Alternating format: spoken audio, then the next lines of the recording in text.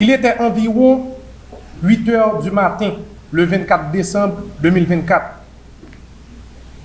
Je préparais quelque chose à manger à la maison lorsque j'ai reçu une invitation via des groupes de presse pour assister à la cérémonie de réouverture de l'hôpital général.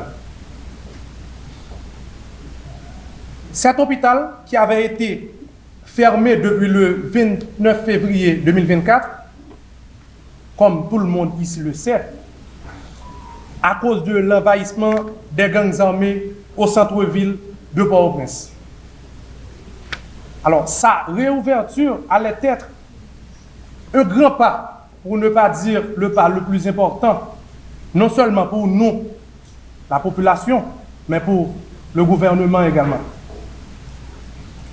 Je suis arrivé vers les 9 h du matin à l'hôpital général. En descendant devant la faculté de droit et des sciences économiques, la FDSE, j'ai immédiatement remarqué la présence des véhicules blindés patrouillant les rues Oswald Durand et Saint-Honoré.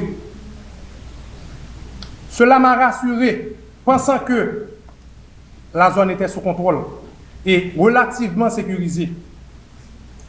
De loin, j'ai vu une foule de reporters,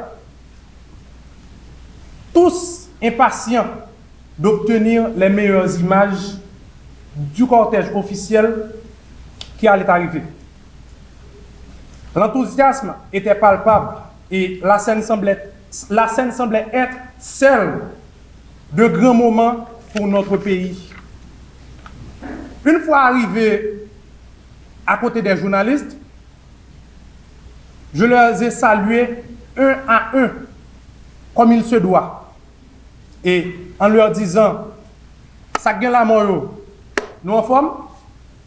Et une expression habituellement utilisée pour marquer et rappeler les risques du métier et pour éviter également les négligences. Mais à ma grande surprise, l'un des journalistes mortellement touché m'a répondu de manière comique, toujours après ça au même. Mais croyez-moi si vous voulez, joue ça c'est pas trans.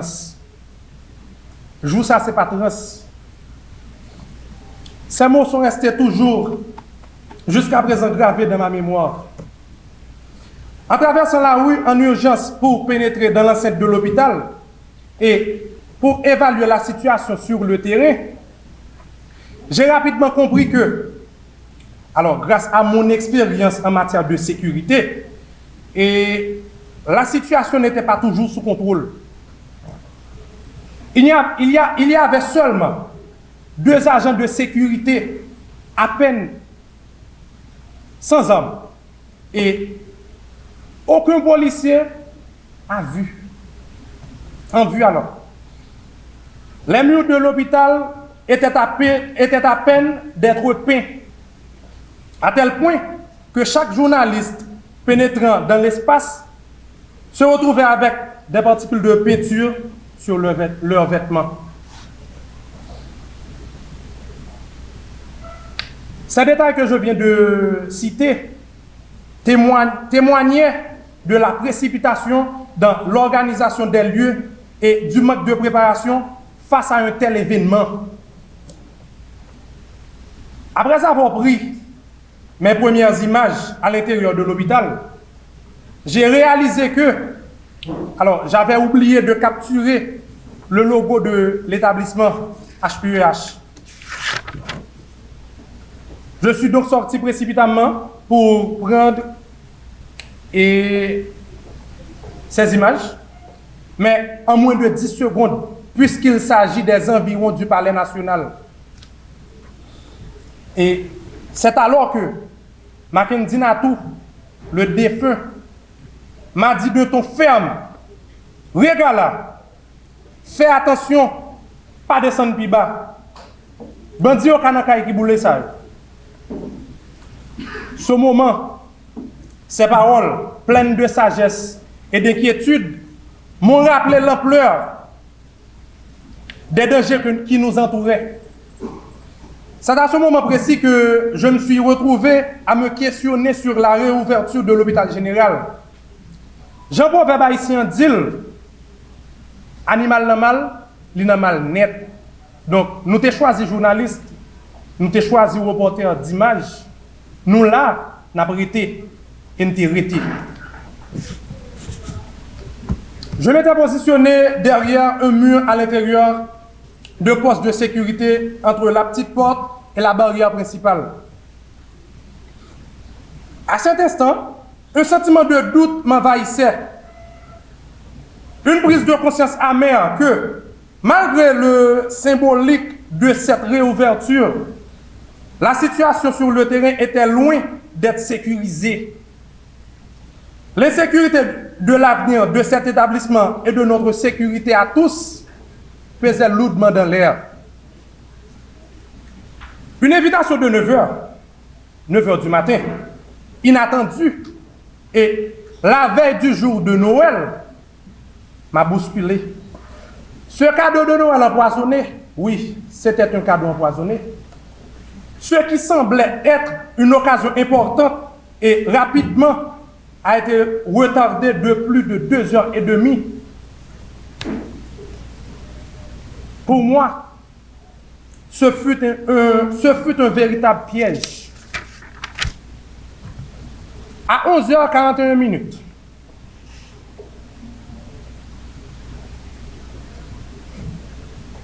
un véhicule Toyota Land Cruiser, ça nous est le plus souvent Zoricain, est arrivé devant l'hôpital général. Tout le monde s'est précipité. C'est ça notre travail. Alors, tout le monde s'est précipité pour se mettre en position, mais ce n'était que l'arrivée de 2 policiers équipés en noir dans un véhicule sans porte appartenant au CMPA. Là où je me trouvais, j'ai adressé l'un des policiers de ton peu arrogant en disant: Yo, montez là pour nous nommer. Vous connaissez le travail, chef là.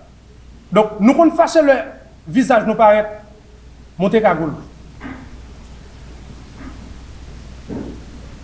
Il m'a répondu sèchement: Petit, font poser. Quittez la caméra pour t'aller. Environ 10 minutes plus tard, à exactement 11h53, les feux ont commencé. Sans précipiter, je suis resté là où j'étais et c'est à ce moment que les balles ont traversé la petite porte et la barrière principale, comme vous pouvez le voir sur les images qui ont circulé sur les réseaux sociaux. Ceux qui traversaient la rue pour entrer dans l'hôpital ont été majoritairement touchés. Malheureusement, c'est à ce moment-là que nous avons perdu Jimmy et Natou et un policier également, Renaud, je ne me souviens pas vraiment de son prénom. Le plus difficile était de gérer la situation de sécurité. Ce n'était pas facile, car j'ai vu les impacts de projectiles défonçant les murs de l'hôpital. Partout où je filais, presque environ 30 minutes, les tirs étaient nourris, des feux à volonté, et tout était chaotique. Quelques minutes après, j'ai vu certains de mes collègues journalistes entrer, défilant avec du sang sur leurs vêtements, et certains d'entre eux